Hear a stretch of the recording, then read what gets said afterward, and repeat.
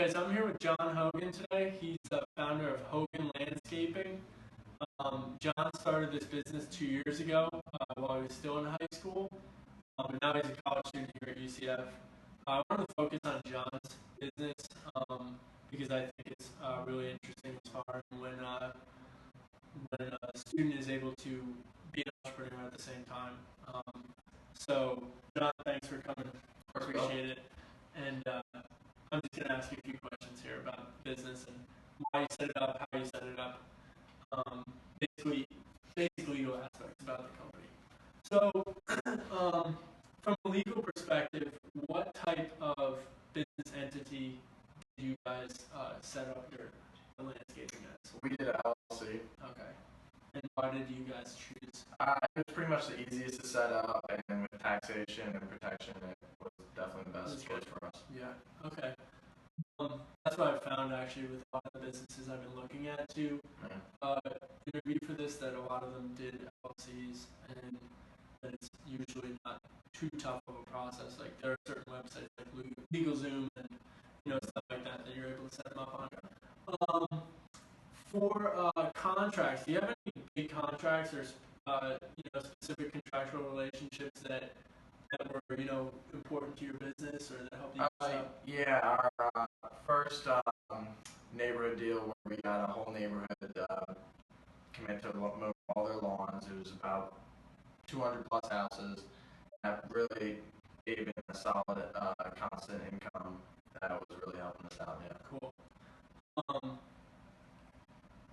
Another question I got for you is, I know landscaping doesn't have too much of an intellectual property aspect to it, but John and I were actually speaking before, and he was telling me what he kind of thought was an intangible, valuable thing about his business. Yeah, pretty much it's, I'm very close with everyone who I work with, everyone whose lawn I mow, or anything of the sort. I'm always connected with them. I always talk to them, whatever needs they have. If they ever have a suggestion to what they want me to do with anything, I talk to each and every customer just to ensure that everything's running smooth. So relationships. Relationships is definitely the intangible item that is there. Okay. What are the main terms of that agreement? Do you guys mow them once a week, or it depends on the neighborhood? It depends on the neighborhood, it depends on the grass, it depends on what season it is, but sometimes people want us mowed twice a week, some people want not as much, but... Okay. So John, the next thing I was going to touch on is, as part of your firm, who would you say is the most important agent or employee that you, or partner even that you work with? That would definitely be my brother who helped me start the company. He helps me with the finances, managing everyone, know who's going where.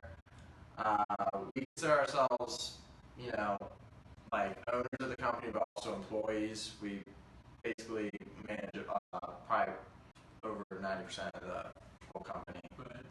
And John was also telling me earlier that he has a crew of guys that he has worked with, and they're paid hourly. So those guys are going to be considered employees and not part-time employees, but they're not independent contractors, as we were talking about before. But so the next question I have for you, John, is I know that you guys are still relatively smaller, but we were talking earlier saying a potential lawsuit. You guys aren't really too worried about it right now, you're saying, but... Yeah, as we grow, we have to take into consideration of injury and workers' comp, because as our company grows, there's destined to be some problems with that, with more workers and employees. Right.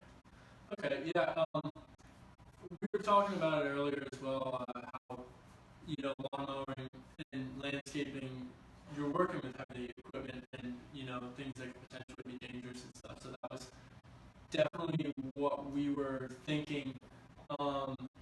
John would be the firm. Well, this is one of the questions. Sorry, John, I didn't mention this to you. The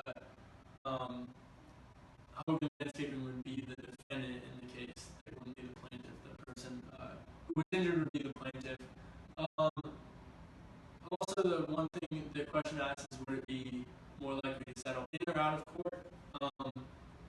John was saying that he works guys you work with were people that you grew up with, kind of. Yeah.